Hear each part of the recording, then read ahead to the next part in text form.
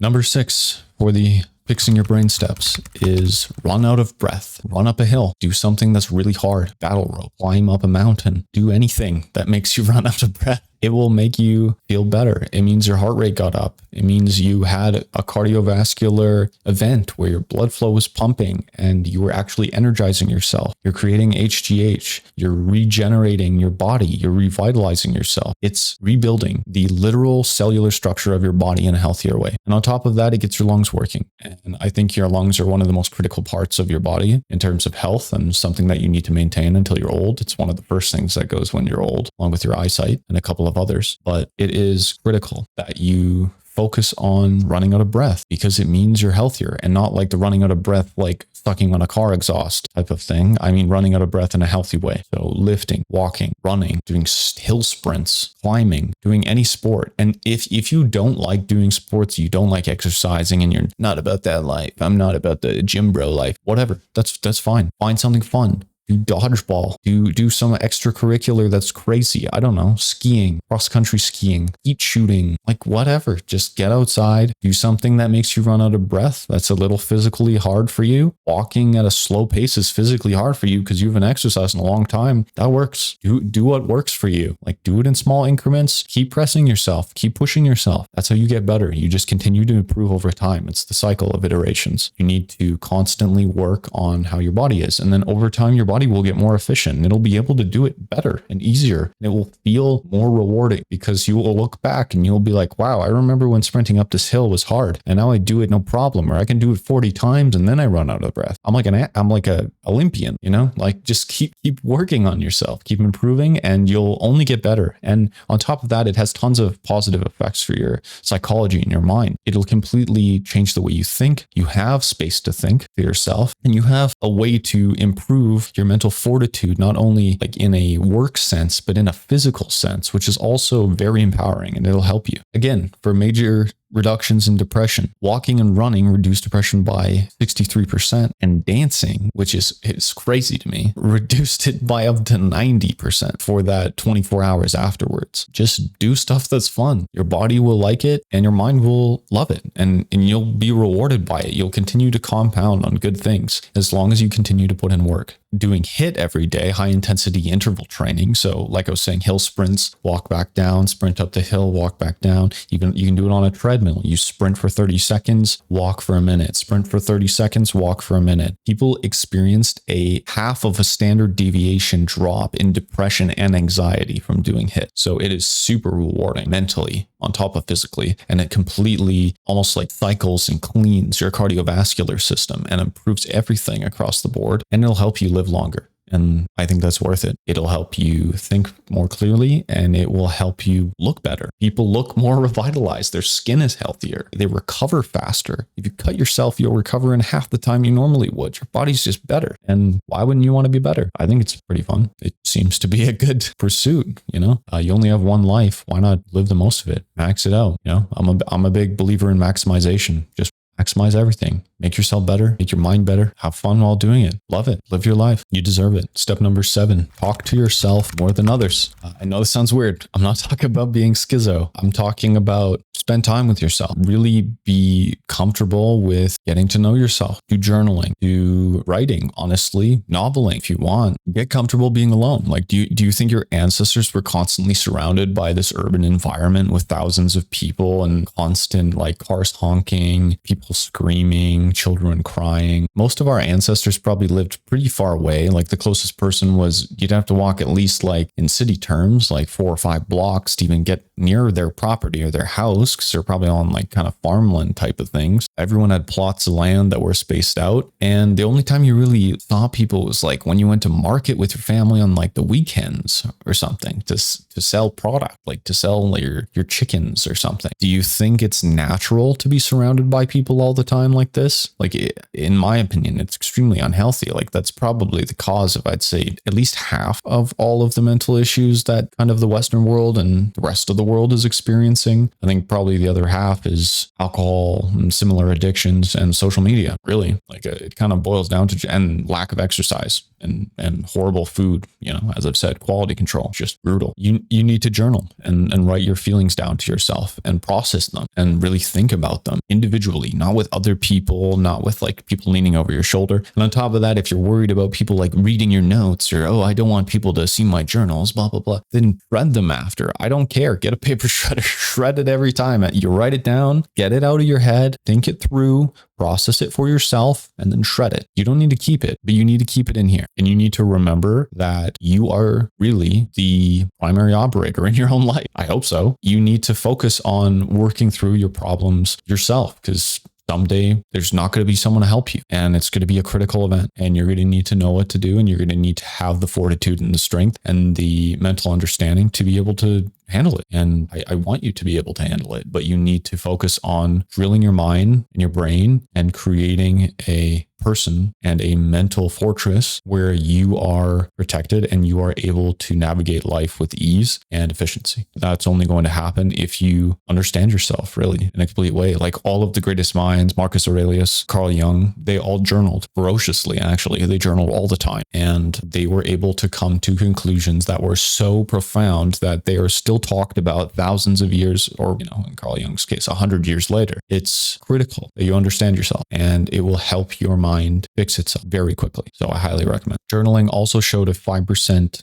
increase in mental health. Once again, another thing that can help you fix your mind and how you're thinking about things, perceiving things as well. And on top of that, like you can also process things better and think through how you perceive things, and if it's even the right way or the correct way or the way you wanted to perceive. That's also a drill that you can do while you're doing it. It's just walking yourself through how you lived during that day, during an event or whatever you want to write about, and discussing with yourself if that was how you wanted to do it, and if there was any way that you could have done it differently. And if you did do it differently, what would you have done? And if this happens again, would you do it differently? And how would you do it? What would that look like? These are all good mental exercises to really walk yourself through what you want to do and how you want to live. Also, there's another study done, and 15 minutes of sitting alone by yourself reduced the negative affect of emotional activity by about 20% and improve the positive affect by the same amount. So it is actively fixing your brain, just being alone and being with yourself,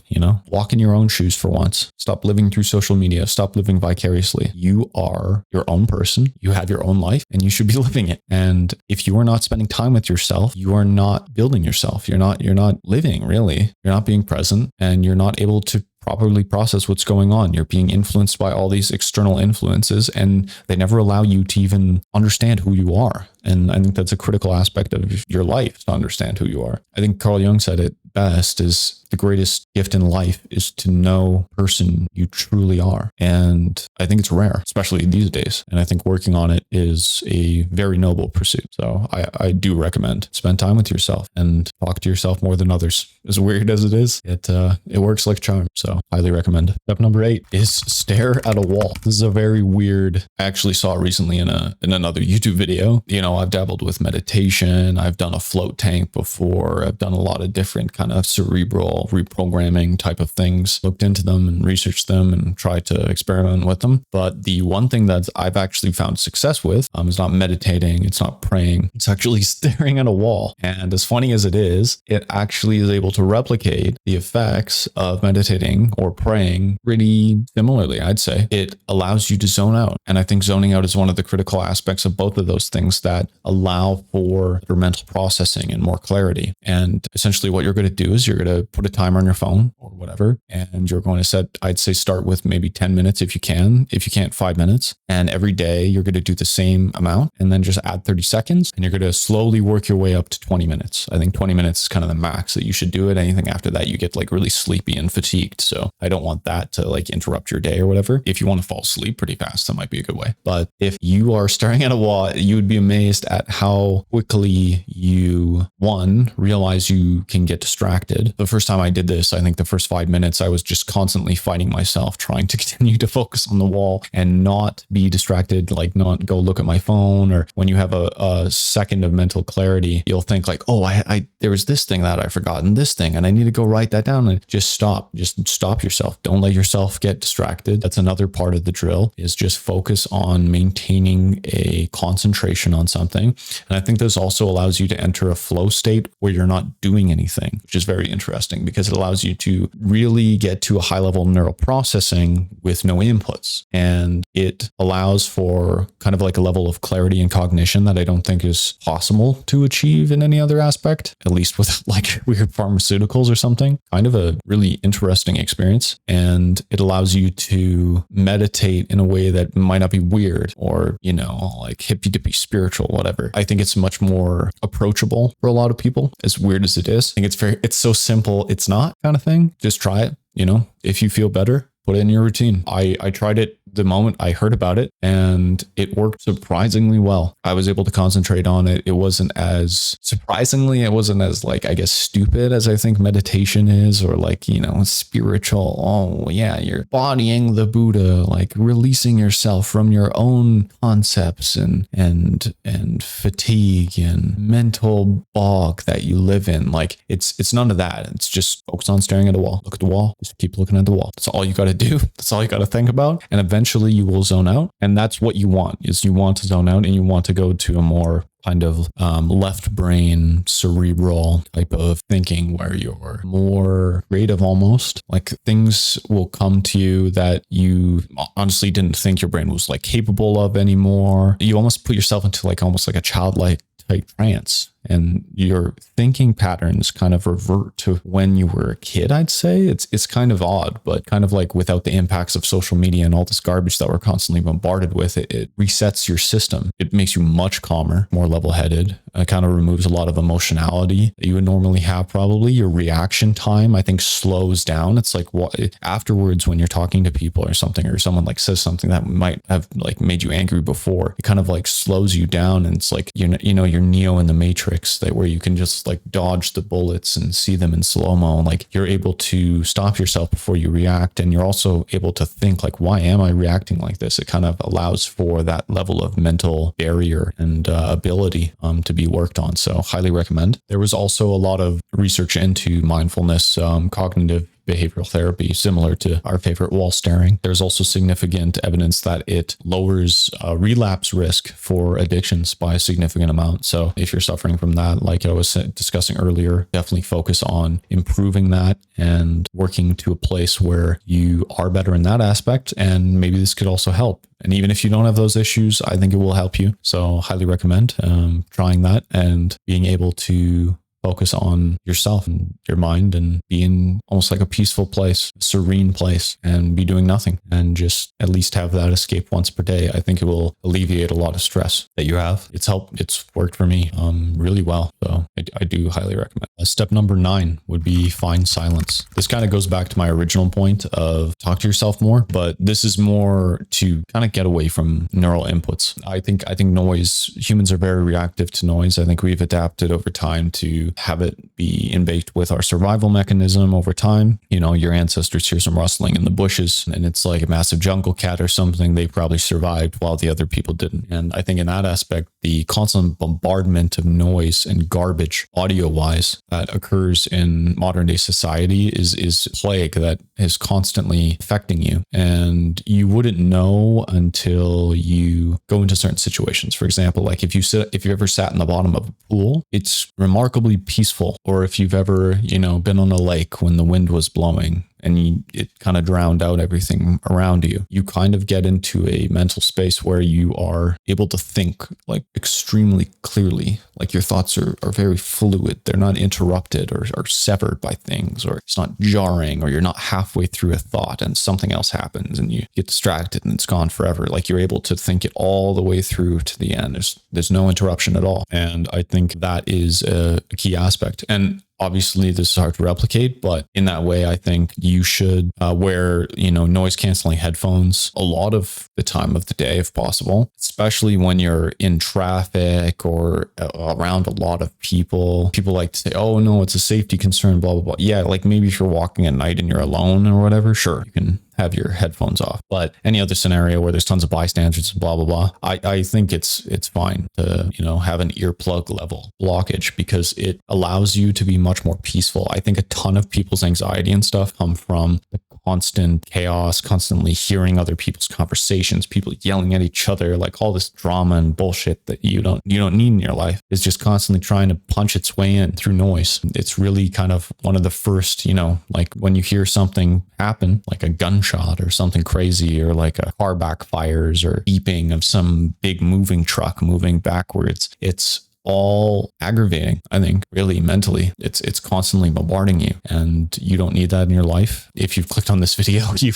already, I think, suffer enough that you don't need any more of that stuff. So I would highly recommend, one of the products I use actually is the Loop Quiet 2s earbuds that have multi-tip sizes. They're kind of like AirPods, but they're specifically for noise canceling. I wear them when I'm sleeping. Works like a charm. I've had insomnia for a long time, and it's kind of actually started to fix it. So apparently my hearing is too good. I guess I do music production on the side, so that's probably a factor as well. I'm highly sensitive to noise, but I think in a general sense, a lot of people are, and they just don't realize it because you're just so used to it. You've just been around it forever. But like you go to a cabin in the woods or something and you just listen to the trees and stuff and you feel so peace. And then you come back to the urban setting and it's just chaos again. And after a week or something, you've acclimated, so you don't really recognize it as much. And you're too in it to really step out of where you are and understand it until you like physically take yourself out of that environment. So I think in that aspect, you need to focus on finding silence in your life. And I think it will help your mental clarity improve drastically in your thought process. You'll reduce depression, anxiety, just make you feel better in general. There are multiple studies done, and a 10 decibel increase in traffic noise led to 8% higher risk of cardiovascular related issues. Just 10 decibels. I think the average car horn is like 40 decibels over. So if there's any sort of multiplier on that metric, you're looking at like 30 to 40% of an increase.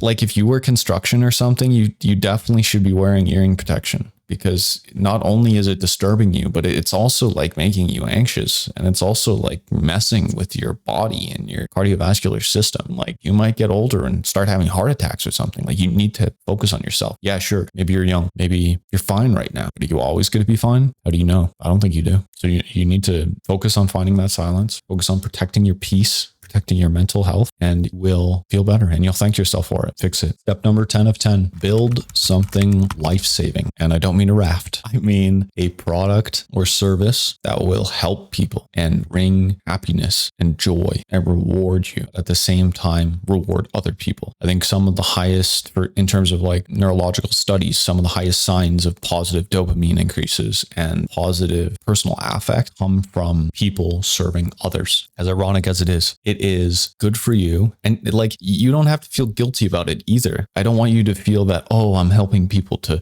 make myself feel better. Who cares? Who cares? You are net positive across the board. Who cares? Don't feel guilty about it. If you are able to help other people, you are able to, one, prove that you are real, prove that you are able to manifest change, prove that you are able to create a difference, and that you existing means something positive to other people, no matter how small. Even if you just go volunteer in a soup kitchen, do something that helps people.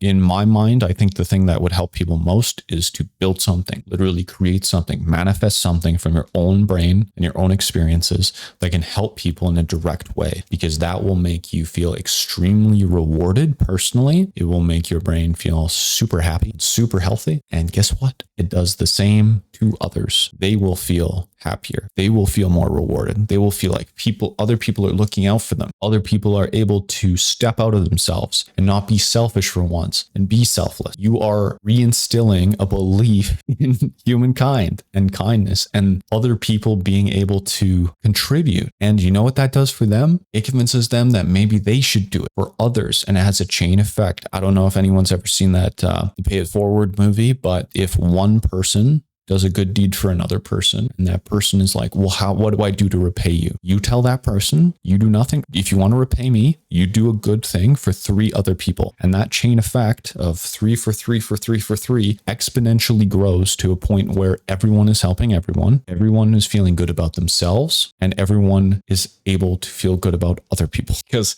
not only have they proved to themselves that they are capable of helping other people, they've proved to themselves that other people also need help. And I think we like to disassociate from all the bad things happening, like I said, because the news is constantly bombarding us with all this garbage, that you are too small to make a positive effect in a big world. And I think that's bullshit. It's not real. It's like a figment of your imagination. I think that you are totally capable of making a massive change in other people's lives. And you might not know it. And most people who do the positive changes and do the help don't realize it. They think it's just a small thing. But to those people who are receiving that change, and I've been on both sides. I've been the person who tries to help people, and I've also been helped in a really bad place. And it is life-changing. It is revitalizing. It brings back your belief in people. And that is critical, I think, for society functioning effect. The best way to start is for you to do it first. Be the leader. Be the person who delivers first. Be the person who helps first. And you would be amazed at the reciprocation. I strongly believe that there's a principle, even in money making, actually, that people who donate more and are more charitable with their actions and their money have higher net worths and higher gains and higher income across their life. And I think it's a compounding belief that I can help people and I want to help people. And I think it allows you to create a better ecosystem for yourself to live in. It's less volatile, it's less violent, and it's very soothing and rewarding for the brain. I think it completely fixes your preconceptions and your negative thoughts about yourself. I think it just wipes them away. It doesn't get rid of them completely. It doesn't mean you won't regret the things you used to do or bad things you've done in the past, but I think it builds self-forgiveness in some aspects, and it also creates a personal redemption where you are able to now think of yourself in a positive light again if you're not able to. And I think that's one, if not the critical aspect of fixing your brain and your mind and rebuilding yourself. So it's important. It's important to focus on. Unfortunately, been at a couple of funerals recently. I think it's important to reiterate that people remember you for 2 reasons when you die, and that is how you helped them and how you served others. Those are the 2 critical aspects, I think, of how people are actually remembered after they go away. If you don't do either of those, I think that's a problem. I think you need to look at yourself in the mirror and say, I need to help people. A life in service of others is a life well lived. And I'm not saying be a doormat. I'm not saying lay down and get walked over by everyone and let everyone abuse and use you and blah, blah, blah. Like, there are evil and deceitful people out there. I'm not going to pretend they're not, but you need to focus on giving to the people who deserve grace, deserve charity. And there are people like that. There are people who are just like you, but they need a leg up and they don't have any more legs up to get. So you need to help. You need to take their leg, put it up for them, and they'll walk on their own when they're up there. But all they need is that little push, and you can do that for them. I think you should do it. So for just study-wise, volunteers have a 22% lower mortality risk than non-volunteers. So just that alone, I think, is proof that helping people really does improve your life and your mental well-being on top of your physical health, which is crazy. Not hating yourself tends to work out well, surprisingly enough. On top of that, a strong sense of purpose, whether it's helping people, building something, or creating a better experience for people, tracks to a 17% lower risk of dying in major cardiovascular disease. So you are actively saving yourself. Ironically enough, you are actively saving yourself while you are saving others. So it is a dual purpose mechanism, and it will allow you to revitalize yourself and others and all of society and just fix this mess we're in. Because I think if you don't put in the work, no one will. Like, you need to be the example. You need to step up. And if you're watching to the end of this video, I think it's pretty evident that you are a person who's capable of that, willing to do that, and deserve it. You deserve people to help you, and you deserve to be able to help others, because it's a pay and be paid society in that aspect. And we all need to lift each other up. And there's been a lot of the opposite recently. I think we're all tired. So that's been